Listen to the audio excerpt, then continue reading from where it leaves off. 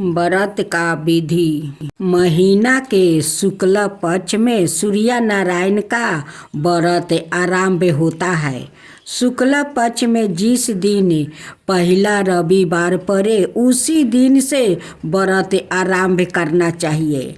व्रतकर्ता को दिन भर निराहार रहकर संध्या काले सूर्यास्त होने से पूर्व सूर्य देव की पूजा करनी चाहिए।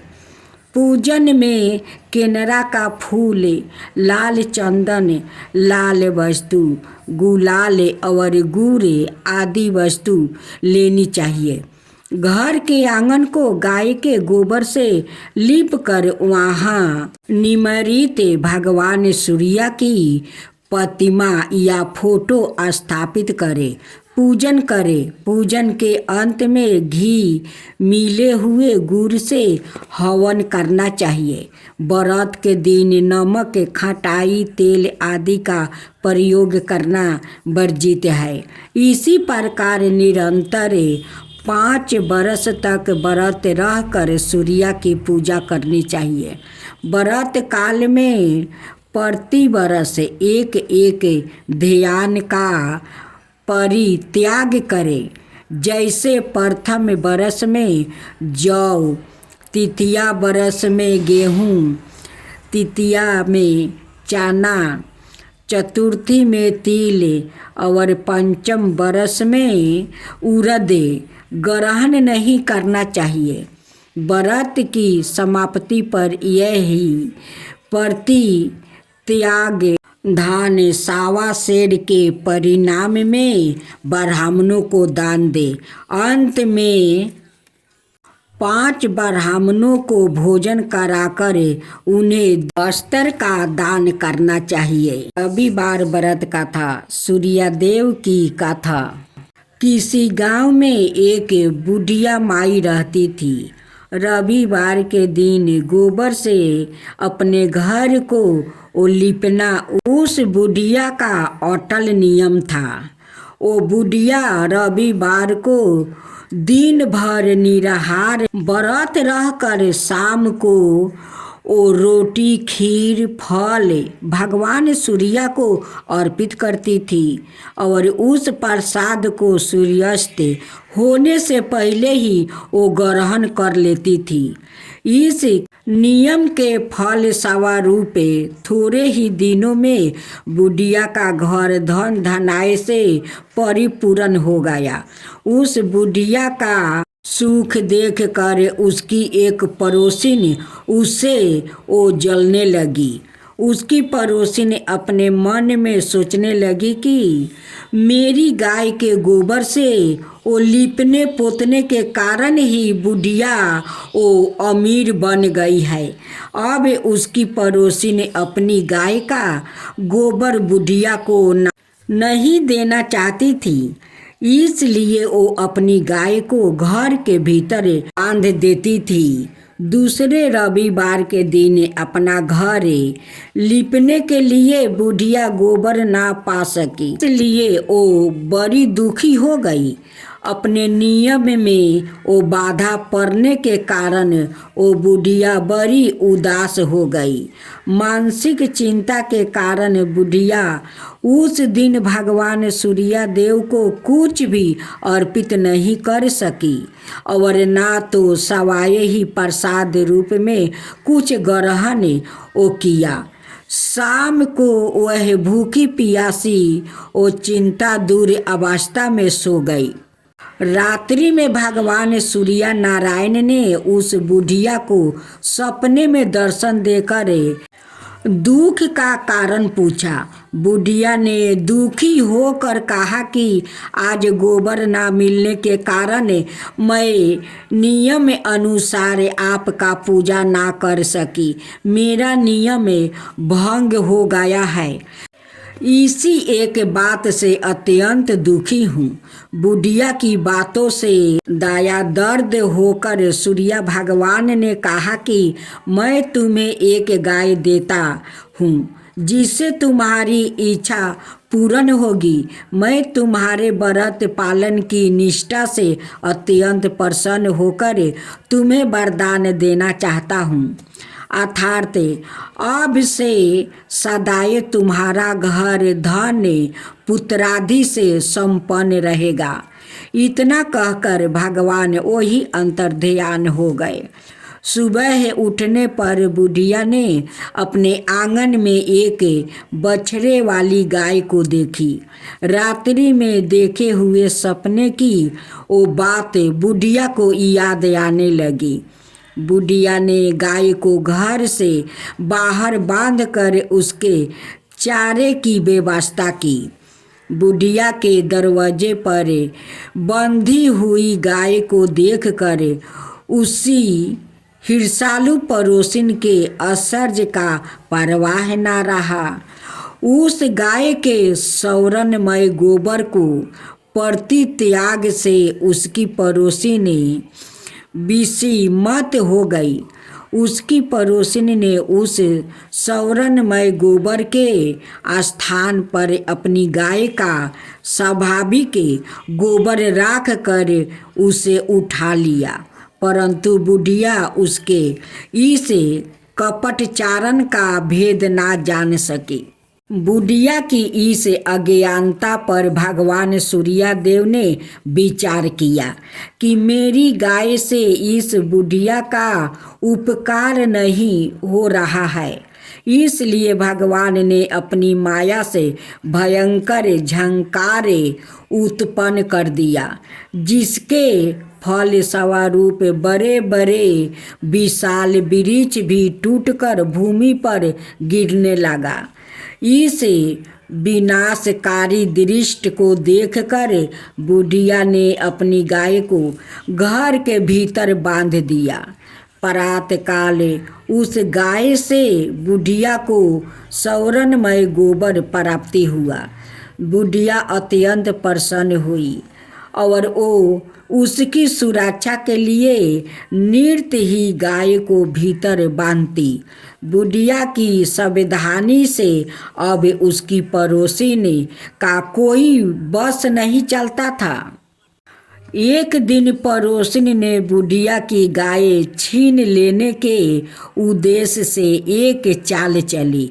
उसने राजा के पास उपस्थित होकर राजा से निवेदन किया कि महाराज, मेरी पड़ोसिन बुढ़िया के पास एक अद्भुत गाय है जो सौरनमय गोबर देती है, और वो गाय यदि महाराज के पास रहे तो उससे जनता का लाभ हो सकता है।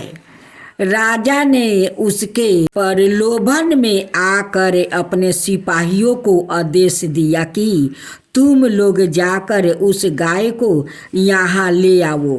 सिपाहियों ने तुरंत आज्ञा का पालन किया। अब वो गाय का गोबर उठा कर ना ले जाने पाए। आदेश देकर राजा महल में चला गया। उस दिन की रात में राजा को प्रसन्नता के कारण नींद नहीं आई। राजा सवेरे होने की प्रतीक्षा उत्सुकता पूर्वक करने लगा। सुबह गाय के पास जाकर देखा, वहाँ स्वाभाविक गोबर के अतिरिक्त कुछ नहीं था। राजा की क्रोध अग्नि भड़क उठी। उन्होंने बुढ़िया को बुलवाया गया। राजा ने उस बुढ़िया से पूछा, क्या तुम्हारी गाय सोने का गोबर देती है? इस बात की सूचना पर मैंने तुम्हारी गाय मंगवाई थी। फिर क्या कारण है कि गाय वैसे गोबर नहीं दे सकी? बुढ़िया ने उत्तर दिया, महाराज, गाय के गोबर से घर लिपना मेरे नृत्य का काम है। मैं दिन भर व्रत रहकर संध्या काल भगवान सूर्य को नैवेद्य अर्पित कर उस प्रसाद को ग्रहण करती हूँ। मेरे पास जब अपनी गाय नहीं थी तो मैं पड़ोसिन के गोबर से वो घर लिपती थी। देव योग से गोबर के अभाव में मैं एक दिन अपने नियम का पालन ना कर सकी। उसी दिन मैं रात्रि में भूखी ही सो गई। रात्रि में भगवान ने सपने देकर मुझे यह गाय प्रदान किया है। मेरी हिरसालू पड़ोसिन ने आपको सूचना देकर मेरी गाय मुझसे छिनवा ली है। गाय के संबंध में बस मैं इतना ही जानती हूँ। बुढ़िया की बातों से संतुष्ट होकर राजा ने कहा, बुढ़िया माँ, मुझे क्षमा करो। मैंने अज्ञानतावश तुम्हारी गाय मंगवा लिया है। अब मैं तुम्हारी गाय तुम्हारे घर भेज देता हूँ। इस कार्य के नियमित तुम्हारी पड़ोसिन अपराधिनी है और उसे इसका दंड मिलना चाहिए। अपनी गाय वापस पाकर बुढ़िया प्रसन्न होकर अपने घर चली गई। इसके बाद राजा ने उसकी अपराधिनी पड़ोसिन को बुलवाकर उसे उचित दंड दिया। उस दिन राजा ने अपने नगर में घोषणा करवा दी कि रविवार के दिन सभी नगरवासी दिन भर व्रत रहकर सूर्य देव का पूजन करें। राजा सवाए भी रविवार व्रत के नियम का पालन करने लगा। व्रत के प्रभाव से अपने राज्य का विस्तार करने लगा। व्रत करने वाले पर सूर्य भगवान प्रसन्न होकर उसे धन धनाय से समृद्धि और संपूर्ण रोग से वो मुक्ति कर देते हैं। इस व्रत के प्रभाव से अंधे और कुष्ठी मनुष्य को विशेष लाभ होता है। सूर्य नारायण के व्रत से संतान प्राप्ति का था। द्वार पर योग की बात है। भगवान श्री कृष्णा एक बार अपनी बुआ कुंती के आश्रम में कमिया वन में पहुंचा। उस समय पांडवा लोग अज्ञानता बस कर रहे थे। भगवान कृष्णा ने कहा, बुआ जी, मैं तुम्हें वनवासी भेष में देख कर दुखी हो जाता हूँ। मुझे सदाई इस बात की चिंता लगी रहती है कि पता नहीं कब दुष्ट दुर्योधन का प्रहार तुम्हारे ऊपर हो जाए। अतएव इस विपत्ति से छुटकारा पाने के लिए तुम भगवान सूर्य नारायण की आराधना करो बुआ। भगवान सूर्य ही सभी जीवों के आधार और प्राण है। उनके तेज से ही जीवों का उद्धार होता है। भगवान कृष्णा ने बतलाया कि एक बार शंकर जी से पार्वती जी ने कुछ पूछी थी, उसे मैं तुमसे बतला रहा हूँ। शिव जी ने पार्वती से कहा, यदि तुम इस बात की जानकारी प्राप्ति करना चाहती हो तो मथुरापुरी जाओ। वहाँ सूर्य पुत्री यमुना जी की धारा प्रवाहित होती है। यमुना के तट पर ऋषि मुनि आदि निरंतर तपस्या रत रहे हैं। भगवान रुद्र की आज्ञा से पार्वती जी कलंदी तट पर चल पड़ी। कुछ ही दूर जाने पर उन्हें रास्ते में रोती बिलखती एक स्त्री दिखाई पड़ी। उन्होंने बतलाया कि उसका नाम कुसुमती है और उसका निवास कुसुमाकर वन में बीच में है। संतानहीनता होने के कारण उसके पति बसंत ने उसे त्याग दिया है और इस प्रकार वो निराश्रिता हो गई है। पार्वती जी उस स्त्री को साथ ले आगे चली।